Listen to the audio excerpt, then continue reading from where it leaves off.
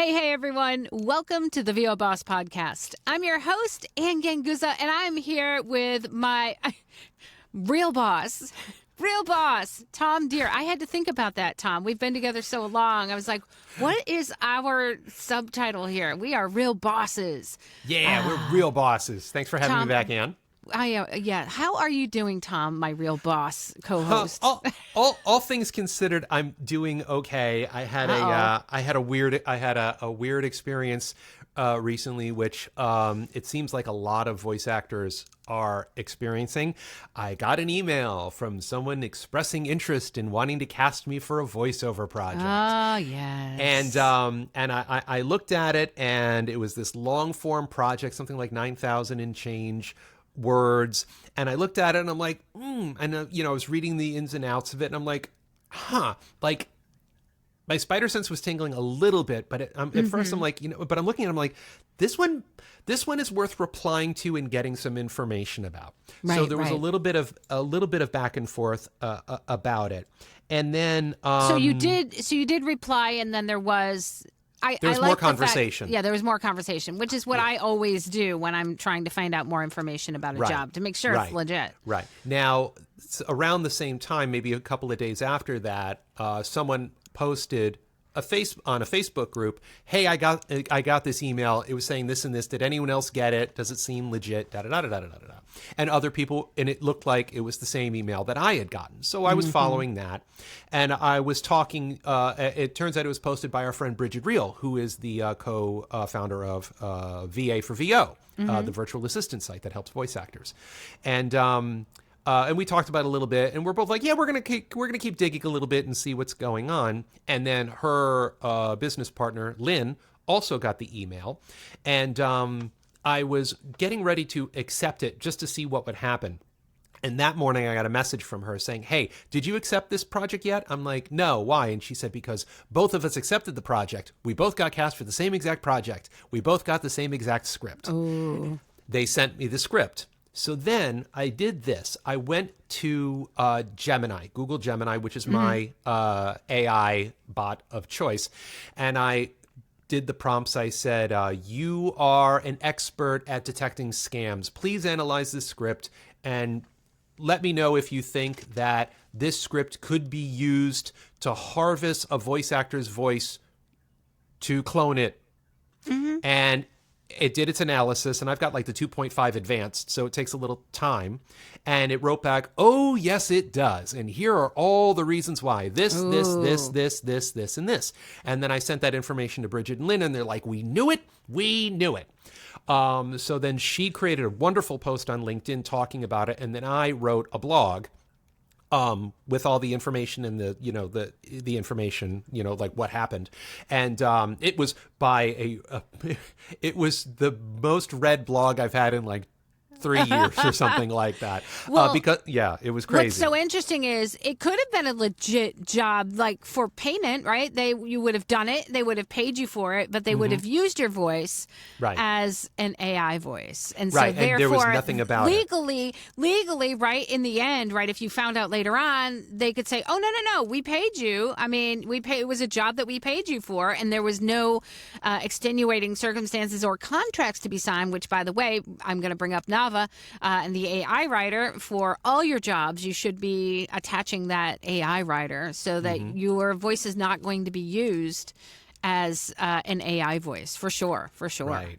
So to let everybody know, the website was Gig Lumen, GIGLUMIN.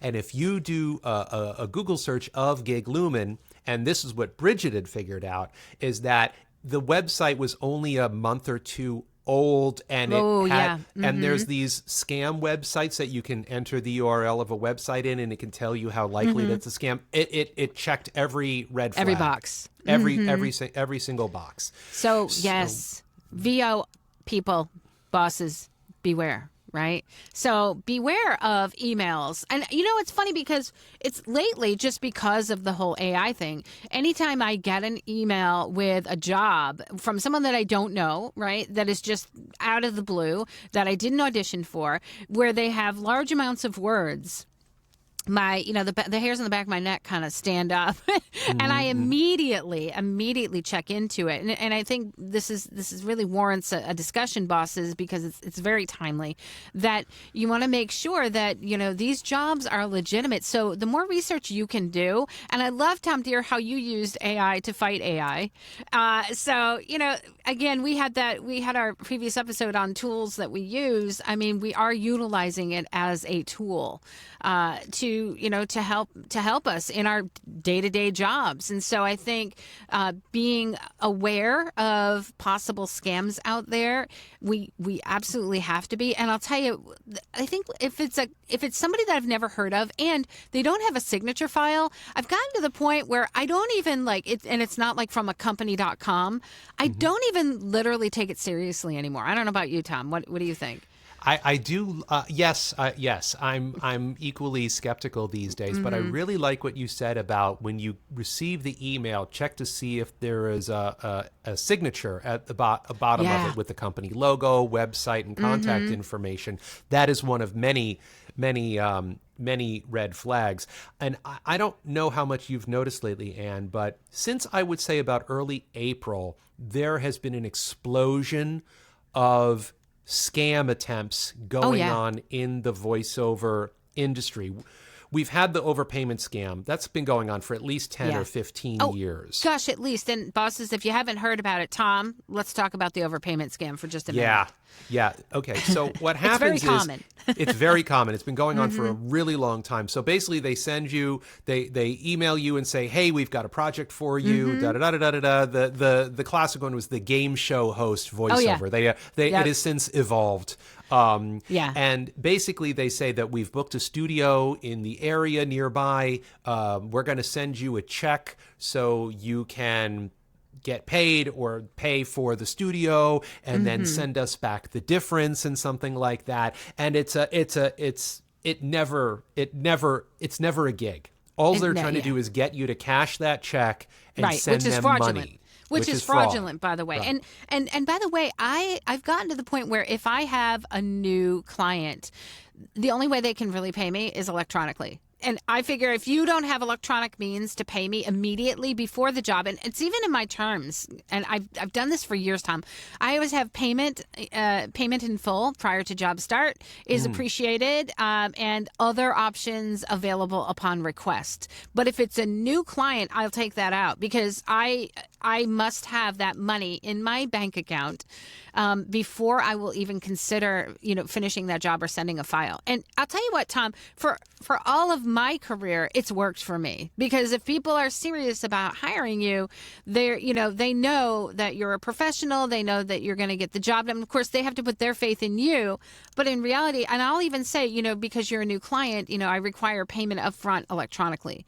And here are the ways that you can pay me. And so, I'll send them like a QuickBooks invoice, or I'll give them a PayPal account, or however that works. And I expect that money in the account, and I wait for that money, and I make sure that I have the money, and then I'll proceed with the job.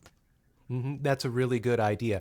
And there's nothing wrong with even asking for 50% or 25% or just some percentage of it. The fact that they're actually going to fork over money with no expectation of an overpayment or getting it back or disputing the payment or anything like that. Once it clears, that they're serious. And there's a bunch of like I use Wave apps, for example. That's a great way to do it. And I'm pretty sure they can do a partial payment, or you can just make one invoice just for the deposit and then issue another invoice for the balance. If they're a legitimate client that actually has money that they're planning on paying you with, they would have no problem with paying at least a portion of it up front. Yeah. And a lot of my clients nowadays, the larger clients that used to like work off of purchase orders, and then it would be like 90 days after the job has been submitted, we'd have to wait for that check.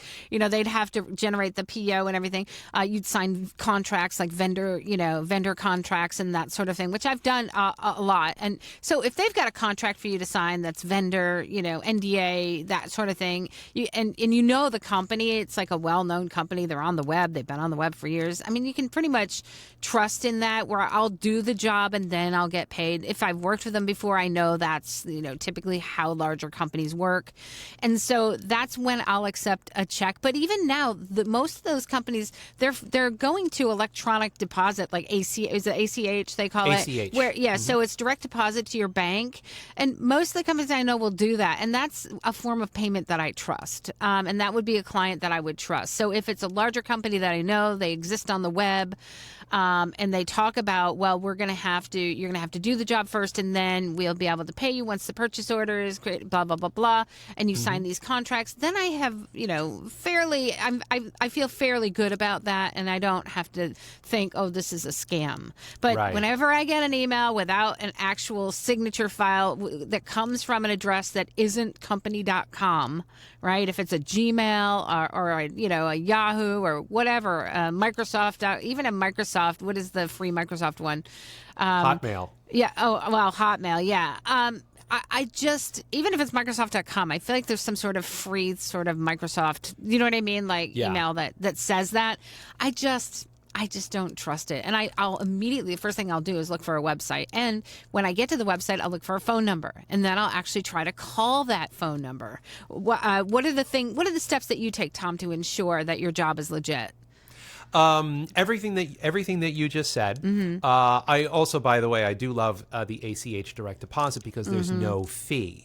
When PayPal, there is a fee, or wire transfer. That's really nice. Here's one thing that I've been doing lately is if I get we'll call it a solicitation, for lack of a better term, from a company saying, hey, and it'll most often be, we found you on Google, we found you on Voice 123, or some other front-facing thing. It's an interesting thing to do? Go look for them on LinkedIn. And then look for them on LinkedIn, look for the company and look for the individual, and see if you have any mutual connections.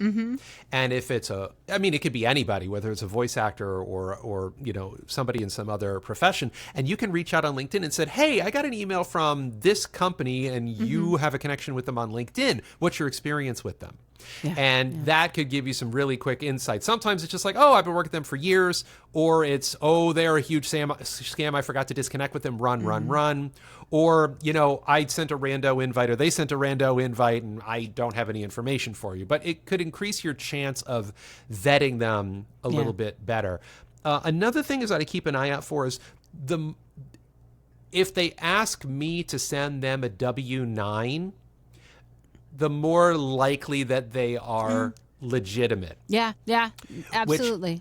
Which I find interesting, because if they were a real, true scam artist, they would want that W-9, because now they would have your social security number, and now they can steal your identity too. Well, oh my gosh, Tom, and that's not even, that's scary actually. But that's why you don't put your social security number. You put your EIN number, right? Because you're a company, right? And you don't have to give up your EIN number, which is, by the way, one thing I'm glad you mentioned that.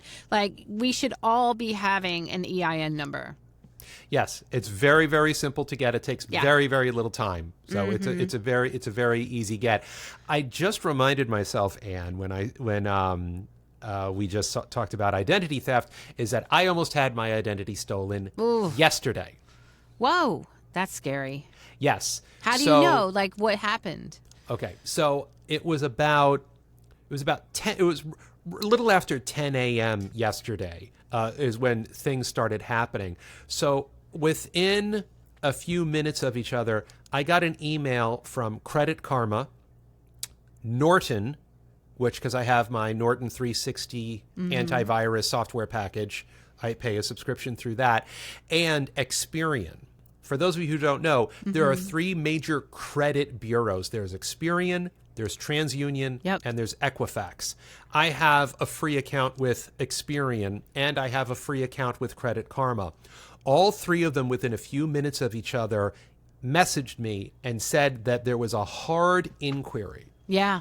So what that means is, if you are applying for a loan a mortgage, a credit card, or something like that, the company that you're applying to will do a credit check. So they will check your credit and see if you are, a safe credit risk to make the loan or to get the credit card for.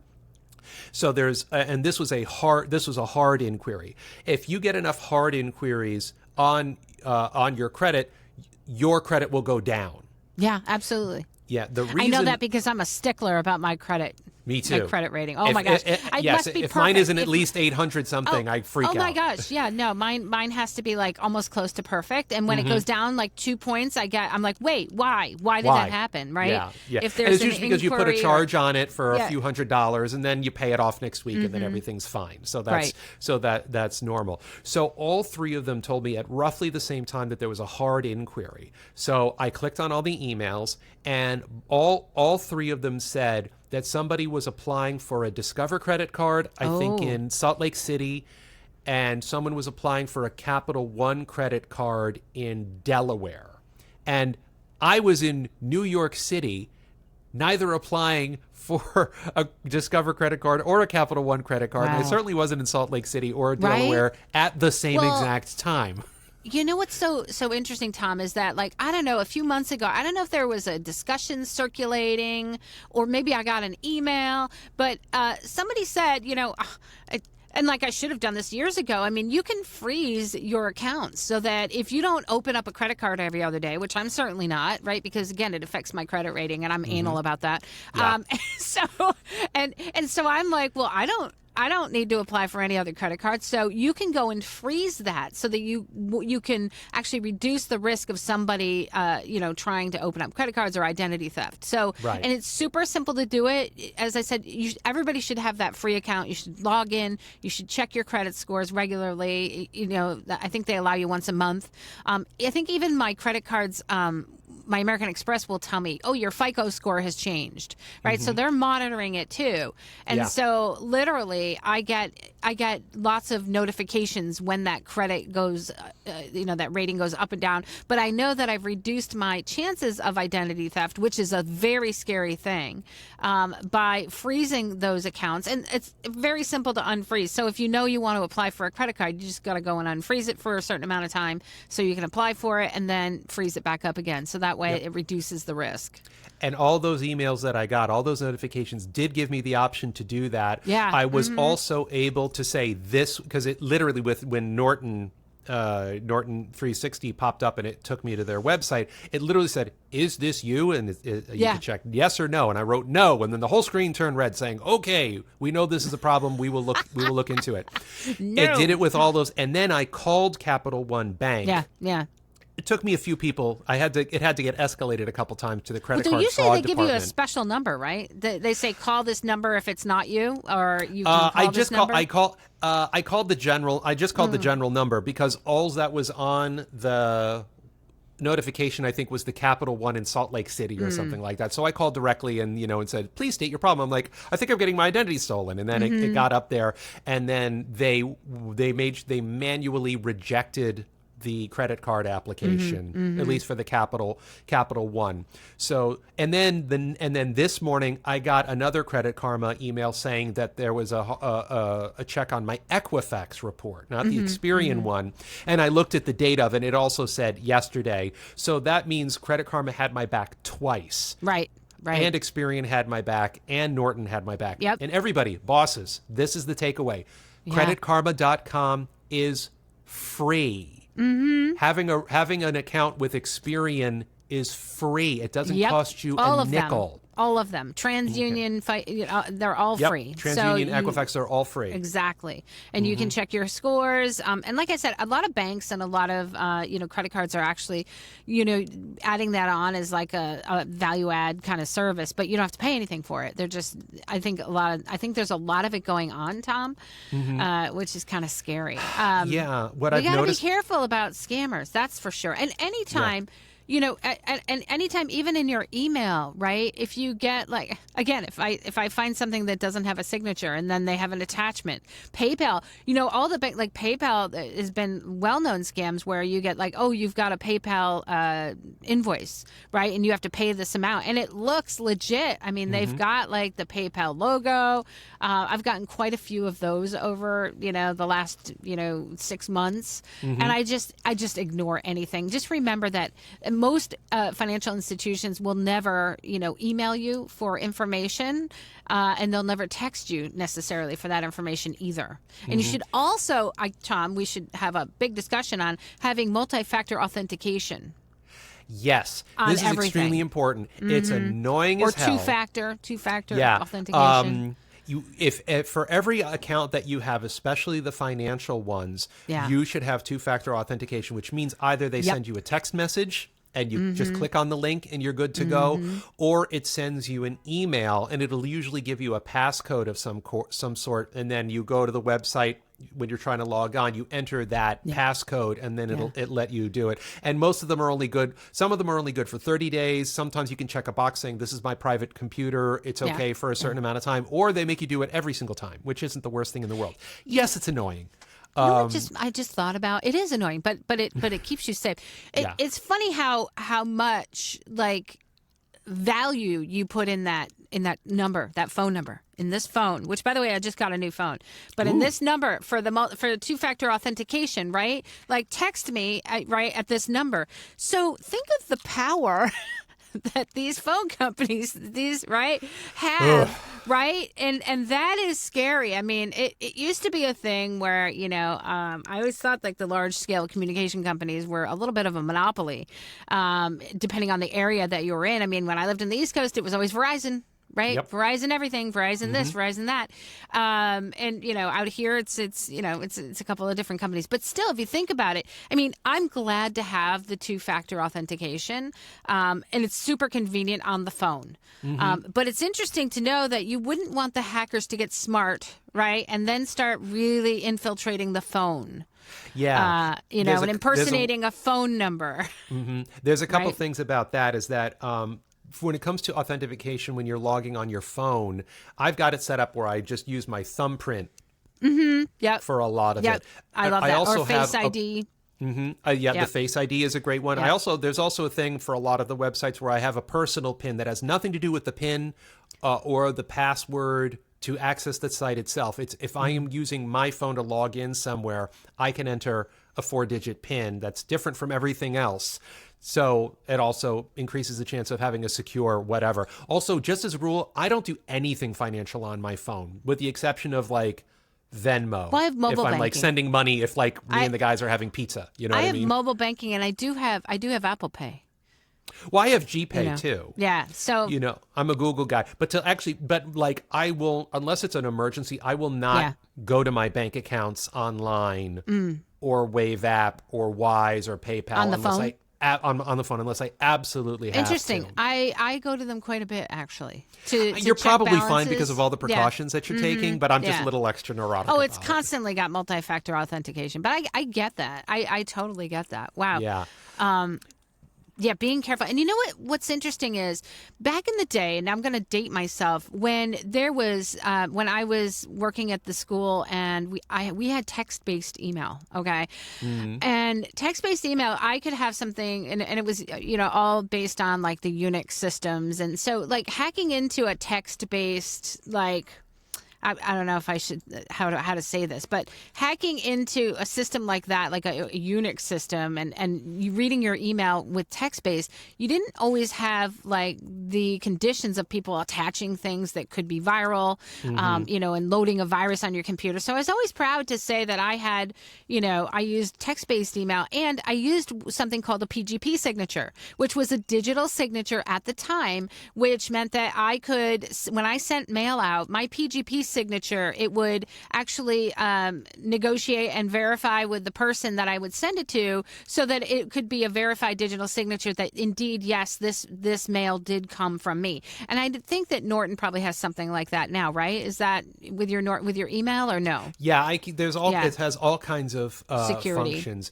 and it works on my desktop, and it works on my laptop, and it works on my phone. The most important function that it has is when I'm not home and I'm on my phone or my laptop or my tablet is the VPN.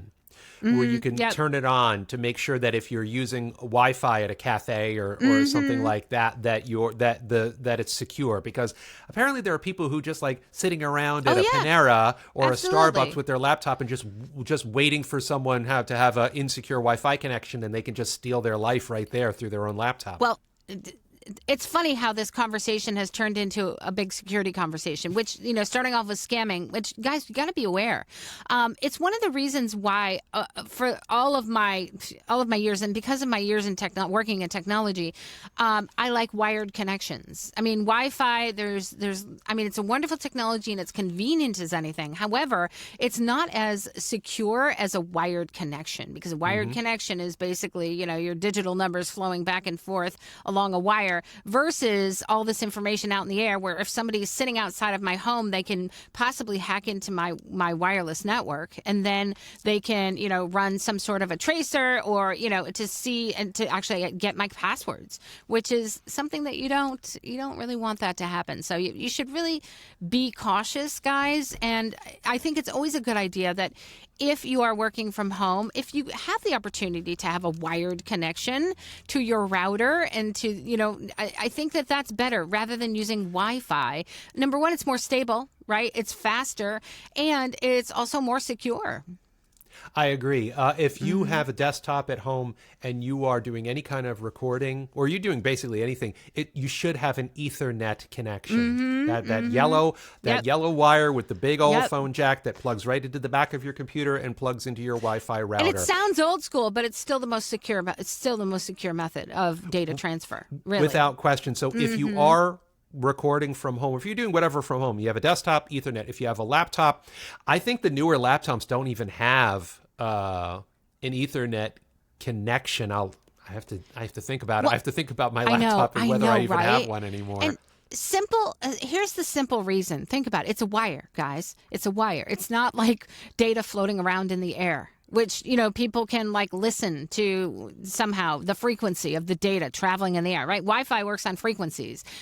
When your data is traveling via a wire, like a physical cable, unless somebody I don't even know, unless they tap into that wire, right? Somehow. I don't know how they do that. And we're talking about your wire in your house going from your computer to your router, right? That's as secure as it gets, right? Unless somebody's coming into your house and hacking into the wire and tapping into it and, doing you got some foreign embassy bugging your home. Yeah, doing some fancy work. You're not going to have to worry about your data being transferred. So if you're working on, if you're working on the internet, right, at least the data that's transferring from your house to your router is absolutely secure. And then it's up to your internet provider, right, on the router to their routers to make sure that things are encrypted, things are secure. And for the most part, that's been handled, right? There are hackers out there that can, they can if things are, they can hack into networks, they can hack into things like that. But you want to be as safe as you possibly can. Yeah. So wired is best. Yes. So it's fascinating. We talk about hard security and soft security. Yeah, stuff. That's hard security. That's hard security. So if we go back to talking about the scams that are around or floating around these days, one thing I wanted to mention is that I think one of the best applications for groups, Facebook groups and social media groups and discussion groups is for that thing. So that, you and Bridget were talking to one another about this job that you both got. And then it's really wonderful that we can come together as a community and protect each other, right? And say, hey, look, watch out for this scam. So it is one of the best advantages, I would say, of being a part of the social media groups in that way. Otherwise, we've talked about how it's hard to, sometimes they're toxic. Sometimes it's, it's really hard to be on social media. But I would say one of the best reasons to be on social media in those groups and in those forums would be because of the protection that you're getting of, us banding together and saying, hey, watch out, this is a scam. Absolutely. It's one of the most important things. Community is more than just about, rah, rah, and whoop, whoop. And, we support you and feel better if you're feeling down. But like just actual education along with inspiration and commiseration can literally save your identity. Mm-hmm. Absolutely. Wow. What a great conversation, Tom. So bosses out there, be aware of scams. Be cautious. Research. Take a look at those signatures when you get emails coming in. When you get something that's asking for lots of words and a good price and it seems too good to be true, guess what? It might be. So make sure that you're communicating with the community as well, checking those jobs out, and attach that AI writer to every one of your jobs now. It's simple. It's there at Nava, and it's free. You can attach that writer to every job. If you have a new client, make sure you're very careful with the payment options. We spoke about that. I always make sure I get money up front or partial money up front first to make sure that it's a legit client. What else did I miss, Tom, in this recap? Hardware and software, VPNs, EINs. Yep. Yes. Oh, yeah. VPNs, two-factor EINs. authentication. I love it. Yeah. Make sure you guys are implementing all of that to keep yourself safe and secure. So, great topic, Tom. I like geeking out like this. Yeah, it's fun. I'm going to give a great big shout out to my sponsor, IPDTL. You too can connect and network like real bosses. Find out more at ipdtl.com. Guys, have an amazing week, and we'll see you next week. Bye. Bye.